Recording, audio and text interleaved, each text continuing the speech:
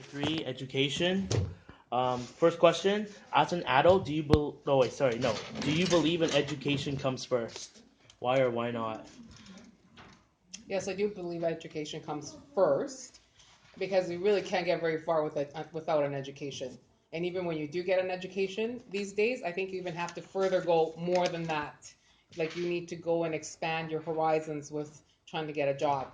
Because in the past, you could go, say, to university and get an arts degree. You can go and work for a company and move your way up the company with just an arts degree. These days, an arts degree is nothing. Like it could help you go to something else, but you definitely have to pursue something. It takes a long time to get anywhere these days. So yes, I do believe in an education. All right. So, do you think kids should do work experience during school? Um, During school, Yeah. as when they're in their senior years, I don't think it should be during school, because if they have heavy duty courses that they're taking, then they're missing the materials, their tests, their assignments. They're missing everything, and they have to kind of go and catch up on it. So I don't think it's kind of fair. I think it should be done maybe during like a holiday or after school or the weekends or something, like just make it up outside of school, Hmm. so then you don't have to catch up on your work because you've missed it. Yeah, Do you agree with that one? I agree with that one Okay. very much. Would you let your son work for money during school, or just like let him focus on education, extracurricular activities? Okay. See, okay, there's two sides to the story. No, I don't want my son to work while going to school, because sometimes I think when you work and you make money, you just kind of become obsessed with it, because it's just Yeah. almost it's you get driven by the money, and then sometimes you let your education slack off and fall to the sidelines because you're trying to make work more hours, make more money, and then the more you make, you think it's great, and I think you sometimes your education kind of falls apart a little bit. Like you kind of like maybe, unless you're very determined, I think your education could suffer a bit.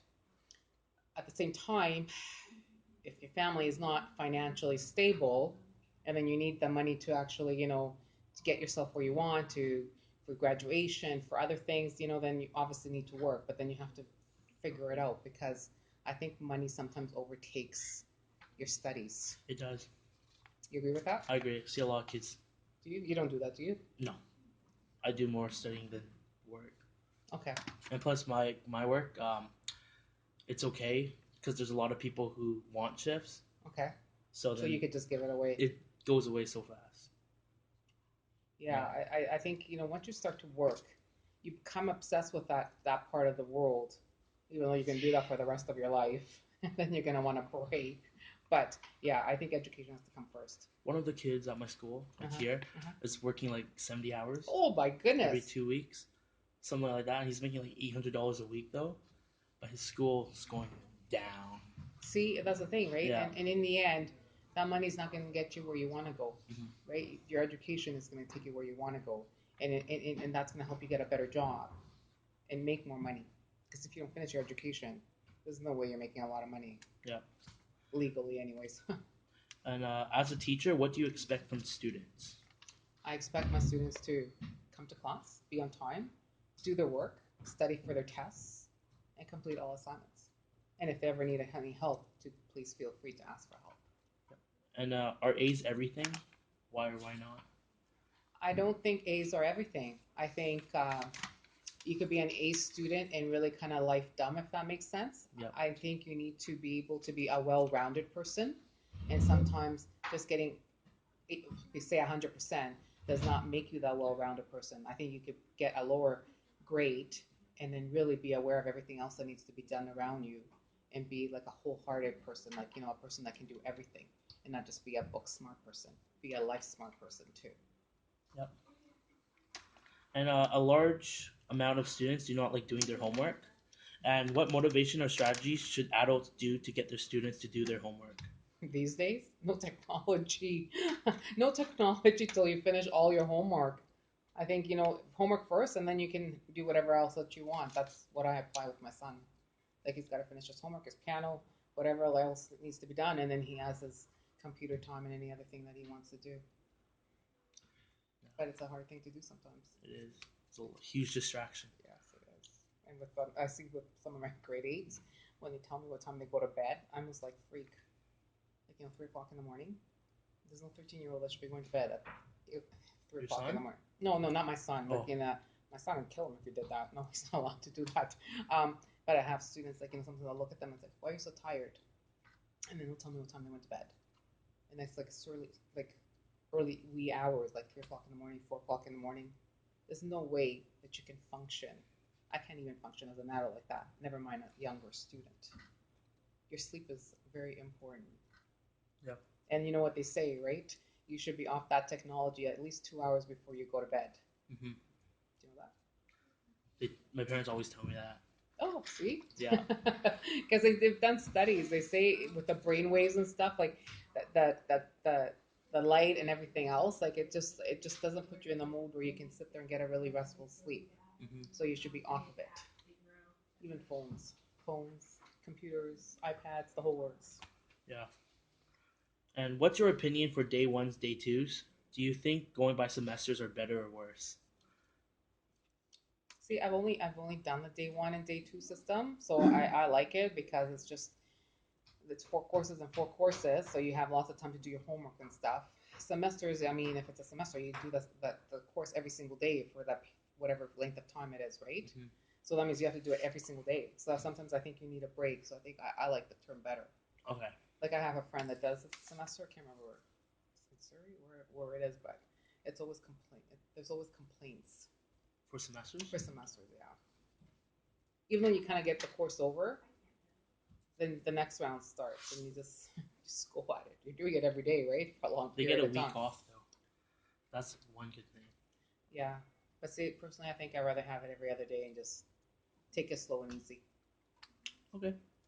And are there certain subjects that you believe should be more focused on than others? Like math, English? I think you need a little bit of everything. Definitely. I mean, you definitely need English to communicate and write well, especially when you go to university. You definitely need English and your writing skills.